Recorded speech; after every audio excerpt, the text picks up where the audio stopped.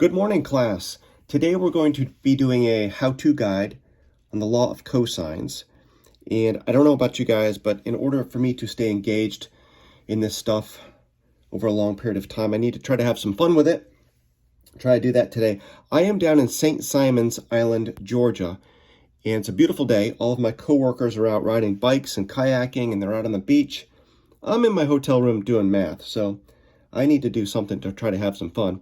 So anyway, today, working with the law of cosines, I'm going to show you my what's called a ForeFlight app. This is an app I use to navigate in both big and small airplanes. I'm going to zoom out and show you the map here. See the East Coast, and you can see Florida. I'm going to zoom back into where I am here in St. Simon's, and I want to show you this airport diagram. This airport is laid out in a bit of a triangle. We have two runways. We have a longer runway here, that's runway 422, and then a shorter runway here, that's runway 1634. This is our southwest runway, and this is our northwest southeast runway. So what we're going to do today is we're going to do the two airplane thing that Amy Reardon did in her video. Just going to use a little bit of aviation stuff to enhance it. We're going to launch one airplane, a faster airplane, to the southwest off of runway 22. So he's going to be flying a magnetic heading of 220 degrees. Then we're going to launch a slower airplane off of runway 16. So he's going to be flying a magnetic heading of 160 degrees. So we already have a nice triangle here. We have the angle between these two runways, which is 60 degrees. Then basically what we're going to do is solve for side A here. We're going to let these airplanes fly for a couple hours and see where they end up and see how far apart they are.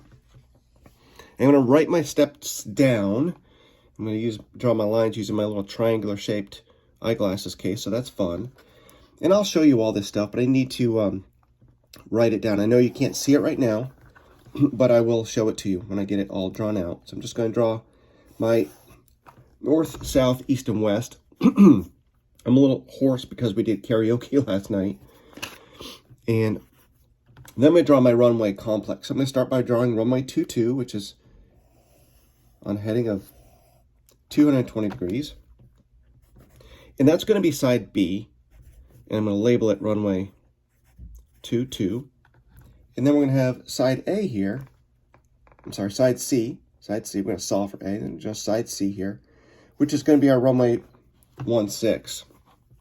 C is going to be runway 16. Okay? I'm going to show you that. There's my representation of our runway diagram. This is runway 22, and this is runway 16. Okay? And our angle between them is 60 degrees. That's angle A. So because we have angle A, I'm going to choose to use the formula A squared equals B squared plus C squared minus 2 times B times C cosine of A. Okay, so now I just have to plug in my numbers. So we know we have one airplane. This first airplane, departing off of runway 22, he's going to fly at 250 miles per hour.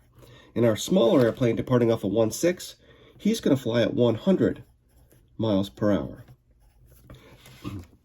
They're each going to fly for 2 hours. So the first thing we're going to do is multiply our speed times 2 to come up with our numbers for our formula. So for B, we're going to have 500 because that's 250 times 2. And for C, we're going to have 200. That's 100 times 2. Now all we have to do is plug those numbers into our formula. So, and I will show you all this. I'm going to write it down first. So I have A squared equals B squared. So we know B is 500. We just figured that out. So 500 squared plus C squared, which is 200 squared, minus 2 times 500 times 200 cosine of 60. Remember, 60 is our angle between the two runways. Okay, now we just simply plug that into Desmos, and we're going to come up with A squared equals 190,000 okay? Then we just take the square root of each of those, and A is going to equal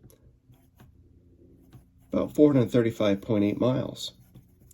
Okay, so using that formula, we've determined that after flying for 2 hours, these airplanes are going to be about 435 miles apart. So that's all great, but now let's plug it in. And let me show you this so you can see my handwritten work. Here's our runway complex. Here's the angle between the two runways. Here's our formula. Here's plugging the numbers into the formula. And you're solving it right here. Again, I use that Desmos in degree mode. Remember to be in degree mode when you plug that into Desmos. Okay, but now let's have the fun part. I'm going to get my ForeFlight program and build this triangle and see if this actually works. I hope it does. Actually, I know it's going to because I worked on it before I started the camera. But anyway, I got to plug in a couple of waypoints, and I named them, my first one, Trig 4, because I had to put it in a few times to get to work. My next waypoint is Trig 2, and then back to St. Simon's to draw the triangle. Let's see if this comes out.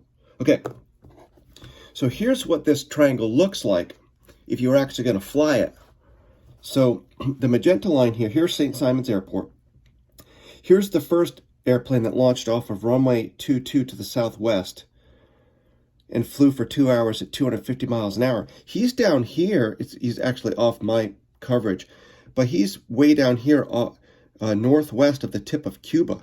So he's way out in the middle of the ocean. Not a good situation in a single engine airplane. This guy here that launched off of runway 16 to the southeast, he's in a little bit better position. He's down here off the coast of Melbourne, Florida. So he's not that far out over the water. But what we want to know is, did our formula work? Remember, we're solving for this side here, for side A. How far apart are they? According to my formula, they're about 435 miles apart. So I need to figure that out. So what I'm going to do here, there's a little measuring tool you have on ForeFlight here. It's a little bit cumbersome, but I'm going to place my fingers on the 2 points and get a measurement between the 2 points here. It's kind of hard to stretch my fingers out, but my fingers are a little sticky. I got it there. Oh, shoot. Yeah, that's close enough. That's close enough for now. No, that's not. This is a how-to guide. It's got to be perfect. Just bear with me as I stretch my fingers out. Okay, that's close enough. Okay. So you can see using my measuring tool, went away. We're doing this one take, guys. Not doing this again. But I want it to be accurate because that's the point. Okay, I'm just going to leave it at that. No, that's not close enough. Hold on, bear with me. It's hard to get the lines to line up and stick. Okay, hopefully this will stay. I don't know if it will. Turn it. Okay, looks like it's going to stay. So I use my measuring tool to measure side A. I'm going to put it up there. You can see it came through at 434. And I'm going to go with that because getting my fingers spread out on the chart to use the measuring tool is a little bit tricky. I hope that's not blurry. But in any event, it works. The formula works. The airplanes are now 434, 435 miles apart after flying those two different headings for 2 hours. Now, I know the pilots in the group are like, well, this doesn't account for wind, and this assumes that the airplanes are at cruise speed from the moment they depart. Of course, that all would factor into it. This does not account for wind or any of that. But anyway, that is my little how-to guide on using the law of cosines, and I'm going to take a break and go out and go for a walk on the beach. Have a great day. Take care.